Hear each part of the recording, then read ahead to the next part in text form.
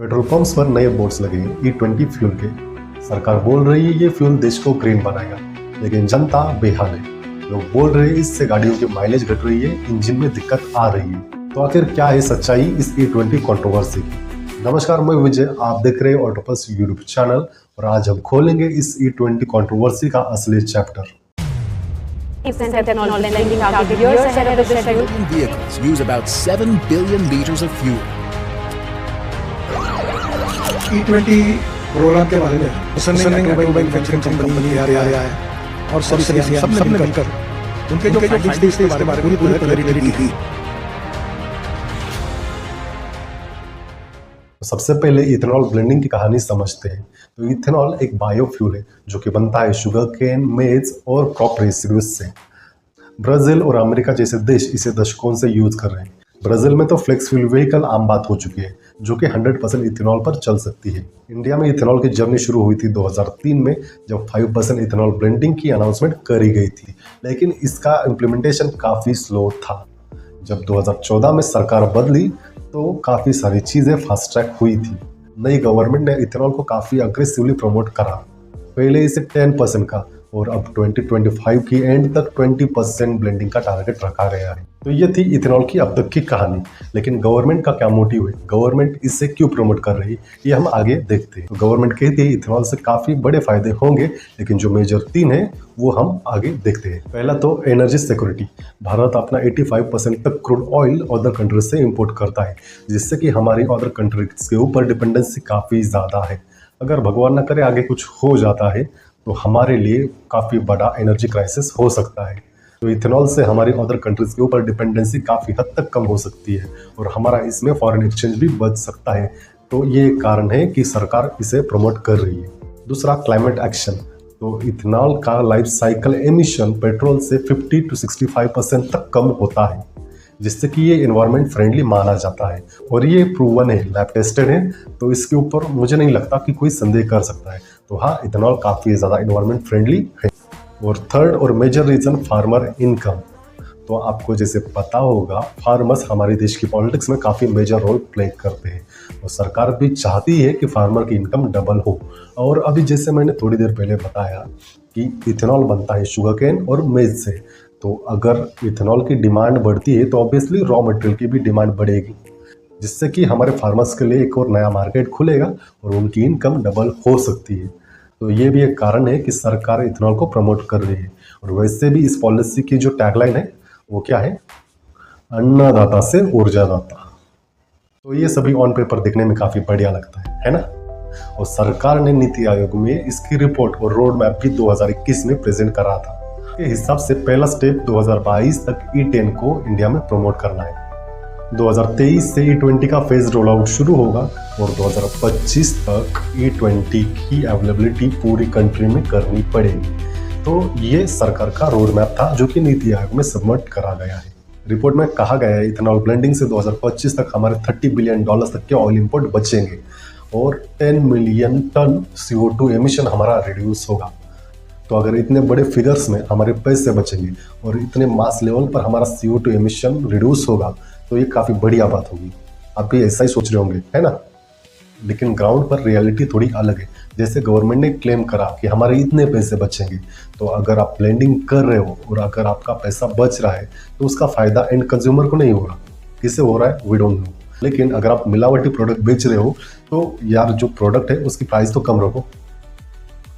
मतलब ये क्या लॉजिक हुआ, मिलावट भी करेंगे और कीमत पूरी वसूल करेंगे, ये तो गलत है ना। और दूसरा, जो बोल रहे हैं कि 10 लाख टन तक का हमारा CO2 एमिशन कम होगा, तो इसमें रियलिटी कितनी है। अगर मान लो इथेनॉल से हमारा CO2 एमिशन कम होगा, लेकिन हसदेव में जितने पेड़ काटे गए हैं, आने वाले सालों में बिहार में जितने पेड़ काटे जाएंगे और हिमालय में जो हो रहा है, उससे आपको लगता है कि गवर्नमेंट को हमारे एनवायरनमेंट की फिक्र है। चलो हम थोड़े डाइवर्ट हो रहे हैं, हम पॉलिटिक्स की तरफ नहीं जाएंगे, लेकिन जो रियल इश्यूज है उसके बारे में तो बात कर सकते हैं। लोगों का कहना यह है कि इथेनॉल की वजह से माइलेज ड्रॉप हो रही है। तो सच्चाई क्या है, इथेनॉल की एनर्जी डेंसिटी पेट्रोल से 30% तक कम होती है, जिसके कारण से अगर आपको सेम पावर प्रोड्यूस करनी है तो आपको और ज़्यादा फ्यूल बर्न करना पड़ेगा। तो आपको जितनी ज़्यादा पावर लगेगी उतना ज़्यादा आप फ्यूल बर्न करोगे, जिससे कि ऑब्वियस सी बात है आपकी गाड़ी की माइलेज भी घटेगी। तो ये एक रीजन है कि लोग इससे नाखुश। दूसरा, इंजन कंपैटिबिलिटी। पुराने BS4 और अर्ली BS6 के व्हीकल्स E20 के लिए डिजाइन नहीं करे गए, तो इनमें E20 फ्यूल यूज करने से रबर सील, फ्यूल पंप और इंजेक्टर डैमेज होने का खतरा बढ़ जाता है। तीसरा, इसका वाटर फुटप्रिंट काफी ज्यादा है। 1 लीटर इथेनॉल बनाने के लिए लगभग 2800 से 3000 लीटर तक का पानी यूज होता है, और ऊपर से हमारे यहाँ इथेनॉल बनता है शुगर केन से, जो कि ऑलरेडी काफी ज्यादा वाटर इंटेंसिव क्रॉप है। तो ये कारण है जो कि काउंटर हो सकता है। इससे बहुत से जगह पर डॉट पड़ने का खतरा भी बढ़ जाता है। चौथा पॉइंट, कॉस्ट फैक्टर। तो इथेनॉल की procurement price 70 rupees per litre तक है, जो कि रिफाइनिंग के बाद पेट्रोल से और ज़्यादा महंगी बन जाती है। तो जो क्लेम करा जा रहा था इथेनॉल के बारे में चीप अल्टरनेटिव, वो अब महंगे नशे बन चुका है, और ये ज़बरदस्ती गवर्नमेंट सबको करा रही है। पांचवा point, infrastructure bottleneck. Ethanol surplus state से डेफिशिएंट स्टेट तक ट्रांसपोर्ट करना काफ़ी ज़्यादा कॉस्टली है। रेल रेक्स और ब्लेंडिंग इंफ्रा अभी भी लिमिटेड जगह पर ही हमें देखने को मिलते हैं, जिससे कि इसकी एक जगह पर डिपेंडेंसी काफ़ी ज़्यादा बढ़ती है, और इससे एक जगह से दूसरी जगह तक ट्रांसपोर्ट करने के लिए काफ़ी खर्चा आता है। अब समझते हैं पब्लिक गुस्सा क्यों है। पहले तो माइलेज गिर रहा है और फ्यूल का खर्चा बढ़ रहा है। तो जैसे मैंने कहा कि ब्लेंडिंग वाला फ्यूल आप बेच रहे हो, तो उसकी कॉस्ट भी तो कम करो। मतलब एक वीडियो मैं आपके लिए लगा देता हूँ, थोड़ा रिस्की है। जब गडकरी जी ने कहा था कि इथेनॉल ब्लेंडिंग जब शुरू होगी तो पेट्रोल 15 रुपये पर लीटर तक आपको मिल सकता है, लेकिन आज क्या वैसा है? तो ये एक रीज़न है कि लोग गुस्सा है। दूसरा, इंजन डैमेज का डर। तो ये एक वैलिड रीज़न है। बहुत सारे मैन्युफैक्चरर्स ने ये बताया था कि अगर आपकी गाड़ी E20 को सपोर्ट नहीं करती, लेकिन फिर भी अगर आप उसमें E20 फ्यूल डालते हो, तो उससे इंजन को जो होने वाले नुकसान है उसके लिए कंपनी आपको कोई वारंटी नहीं देगी। और ऐसा ही एक इंश्योरेंस कंपनी ने भी ट्वीट करा था, जिसके बाद लोगों का गुस्सा सामने निकल कर आया, और फिर बाद में उनके ऊपर कौन सा प्रेशर बना, लेकिन उसके बाद उन्होंने घूम जाओ करा। तो ये एक रीज़न है कि लोग डर रहे कि उनकी गाड़ी उनके साथ क्या होने वाला है। और तीसरा, कोई क्लियर कट कम्युनिकेशन नहीं है। मतलब मैन्युफैक्चरर्स का भी बोल रहे हैं वारंटी आपकी वॉइड हो सकती है अगर आप E20 फ्यूल यूज़ करते हो। इंश्योरेंस कंपनी आपको बोल रही है कि अगर आप E20 फ्यूल यूज़ करते हो और अगर इंजन को कोई डैमेज होता है तो उसे इंश्योरेंस में कवर नहीं करेंगे। लेकिन बाद में जब गवर्नमेंट का प्रेशर आता है तो ये सभी लोग पीछे घूम जाते हैं। तो अभी भी लोगों के पास कोई क्लियर कट कम्युनिकेशन नहीं है, ना ही गवर्नमेंट की तरफ से और ना ही इन ब्रांड्स की तरफ से। तो लोग इसी वजह से गुस्से में है। तो इसके ऊपर सरकार का स्टैंड क्या है? पहले तो सरकार इस कंट्रोवर्सी को कंट्रोवर्सी मान ही नहीं रही।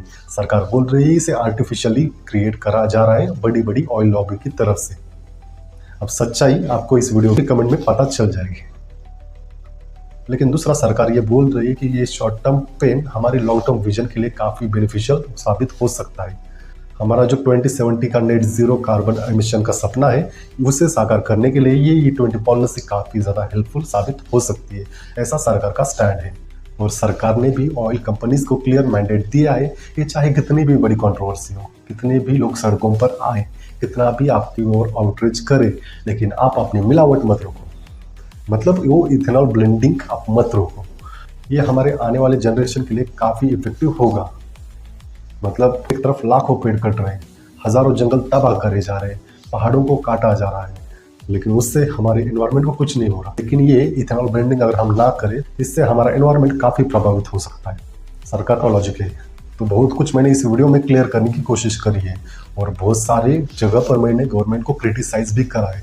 तो होप आप इससे काफ़ी कंस्ट्रक्टिव वे में लोगे, ना कि एक नेगेटिव वे में। किसी को डिफेम या फिर कोई स्टेटमेंट गवर्नमेंट के खिलाफ नहीं करना चाहता। बस जो पॉइंट्स मेरे सामने आए, मैंने उसके ऊपर अपनी थोड़ी सी पॉलिटिकल कॉमेंट्री करी है। तो होप इसे कंस्ट्रक्टिव वे में आप लोगे। E20 काफ़ी अच्छा आइडिया है, लेकिन इसकी इम्प्लीमेंटेशन में काफ़ी जगह पर हमें फ्लॉज देखने को मिलते हैं।